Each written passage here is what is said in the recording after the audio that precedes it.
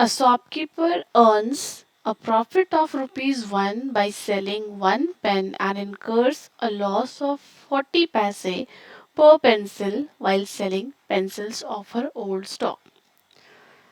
Shopkeeper जो है वो पेन एंड पेंसिल दो आइटम सेल करता है. एक पेन सेल करने पर ₹1 का प्रॉफिट होता है और एक पेंसिल सेल करने पर 40 पैसे का लॉस होता है. तो लॉस कैसे हो सकता है? तो मान लीजिए वो पेंसिल ₹1 में खरीदता है और उनको सेल करता है 60 पैसे में, कम में सेल कर रहा है, तो यहाँ पे उसको 40 पैसे का लॉस हो गया. सो इस तरह से उस पेंसिल को सेल करने पे उसके 40 पैसे का लॉस हो रहा है और पेन को सेल करने पे ₹1 का प्रॉफिट हो रहा है. मान लेते ₹5 में उसने पेन खरीदे और वो सेल कर रहा है ₹6 में, तो हर पेन पे ₹1 का प्रॉफिट और हर पेंसिल पे 40 पैसे का लॉस. नाउ टोटल लॉस या टोटल प्रॉफिट कैसे निकालेंगे? सो प्रॉफिट या loss in pen. Okay, pen में क्या हो रहा है वो हम लिखेंगे, प्रॉफिट हो रहा है या लॉस हो रहा है, प्लस प्रॉफिट या लॉस इन पेंसिल. और ये क्या देगा हमें? टोटल प्रॉफिट या लॉस. सो फर्स्ट पार्ट क्या कह रहा है? In a particular month C incurs a loss of ₹5 in this period. So overall loss है ₹5, यानी यहाँ लिखेंगे हम -5. सी सोल्ड 45 पेन्स. कितने पेन बिके? 45 पेन. तो हर पेन पे ₹1 का प्रॉफिट हो रहा है, तो 45 पेन पे 45 इंटू 1 दैट इज 45 का प्रॉफिट होगा.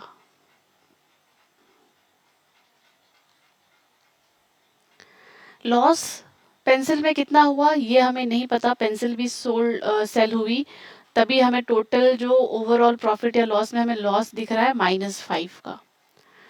तो कैसे पता करेंगे कि पेंसिल में कितना लॉस हुआ? तो टोटल जो भी आपको प्रॉफिट या लॉस हुआ है उसमें पेन का प्रॉफिट या लॉस सब्ट्रैक्ट करने पर आपको मिलेगा पेंसिल का प्रॉफिट या लॉस. इन दोनों को ऐड करके ही आपको टोटल प्रॉफिट या लॉस मिलेगा. सो यहाँ पे हम निकालेंगे -5 -45. कितना आया ये? -50. सो -50 यानी कि ₹50 का लॉस हो गया है पेंसिल में. ₹50 का लॉस. तभी जाके ओवरऑल हमारा जो लॉस है वो -5 चला गया, क्योंकि 45 का प्रॉफिट हो रहा है, 45 आ रहा है और 50 हमें देने पड़ रहे हैं, तो ₹5 हमारे पास से एक्स्ट्रा निकल गए. सो दैट इज वाई -5 का लॉस. इसको सॉल्व कैसे करेंगे? Let's see.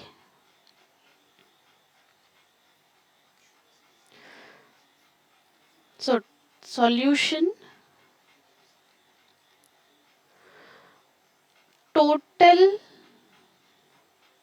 क्या हुआ? लॉस हुआ. टोटल में लॉस हुआ. Loss in total.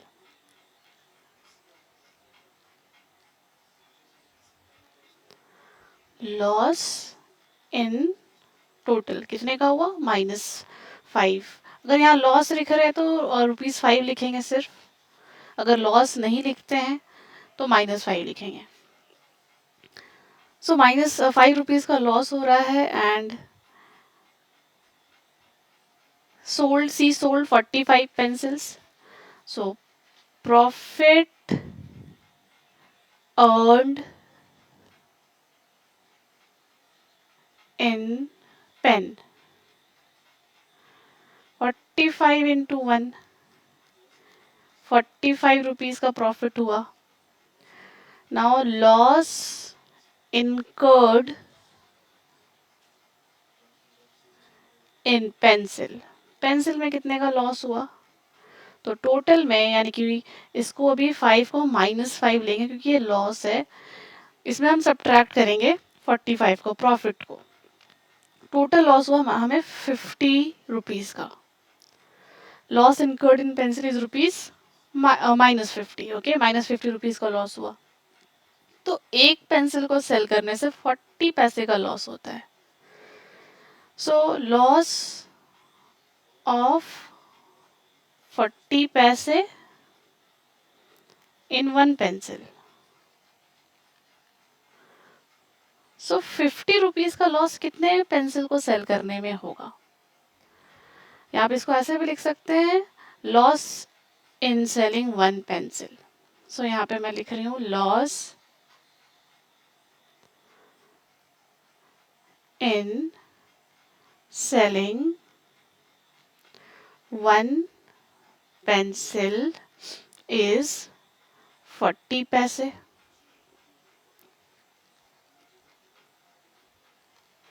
So number of pencils sold, कितने पेंसिल बिके हैं, pencil sold is equal to -50 divided by -40। अब यहाँ पे देखिए, यहाँ पे -50 लॉस था इसलिए माइनस लगाया हमने, एंड माइनस नहीं भी लगाएंगे तो भी यहाँ पे चलेगा। एंड पेंसिल, एक पेंसिल पे लॉस हो रहा है -40 पैसे का, तो यहाँ पे हमने लिखा माइनस। अब ये जो है ये 50 रुपीज़ है, ये 50 रुपीज़ है, दिस इज रुपीज़ और ये पैसे हैं, तो रुपीज़ को पैसे में कन्वर्ट करना होगा। ये हो जाएगा 5000 बाई 40। यहाँ पे माइनस माइनस कैंसिल कर देते हैं, एक एक जीरो कैंसिल हो गया, 4 1s are 4, 4 2s are okay, so 10, yes, 4 2s are 8, 4 5s are 20, 125 pencil, 125 pencil बिक गए, इसलिए 50 रुपीज़ का ओवरऑल लॉस हुआ, और टोटल में, सॉरी, 50 रुपीज़ का लॉस पेंसिल में हुआ एंड ओवरऑल लॉस जो है वो 5 रुपीज़ का हुआ।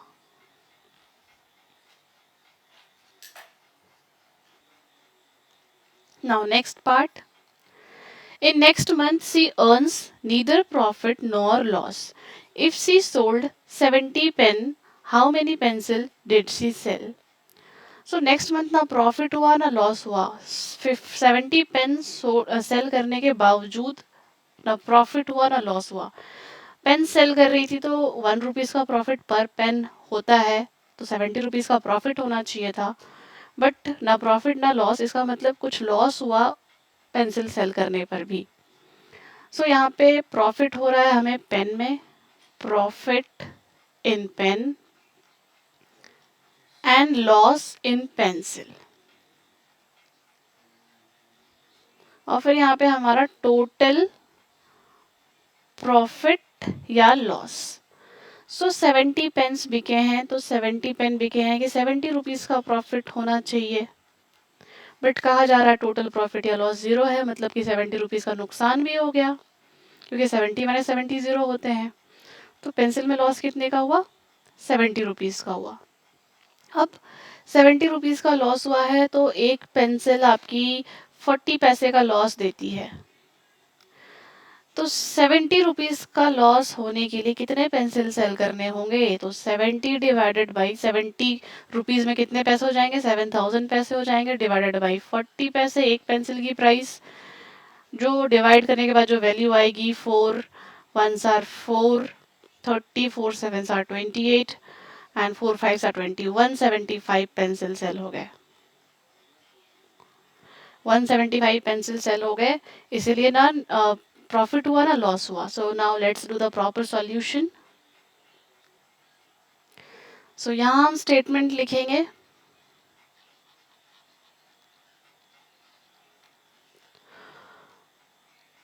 ओवरऑल प्रॉफिट या लॉस कितना हो रहा है, ₹0। प्रॉफिट और पेंसिल सोल्ड या pen, so profit in pen,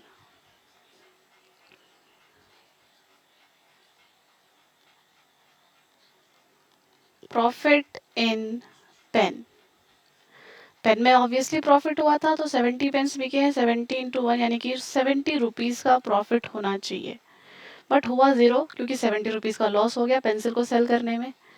so loss in pencil, ये कैसे निकालेंगे, टोटल में ओवरऑल लॉस या प्रॉफिट में सब्ट्रैक्ट करेंगे पेन का profit, so 0 minus 70 that is rupees, minus ₹70, ठीक है, -70 का लॉस हो गया यहाँ पे। अब एक पेंसिल में 40 पैसे का लॉस होता है। Loss in one pencil is 40 पैसे।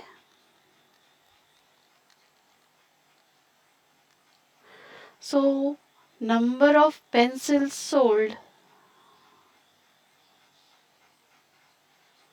will be equal to 70 rupees या 70 रुपीज डिवाइडेड बाई 40 पैसे। दोनों आपके नेगेटिव होंगे क्योंकि 70 रुपीज का लॉस हुआ है, बट ऊपर वाला रुपीज में तो उसको पैसे में कन्वर्ट करेंगे, इसलिए ये 7000 पैसे हो गए और ये नीचे 40 पैसे। सो ये हो गया 175 पेंसिल सेल हुए हैं, तब जाके ज़ीरो प्रॉफिट हुआ या ज़ीरो लॉस हुआ।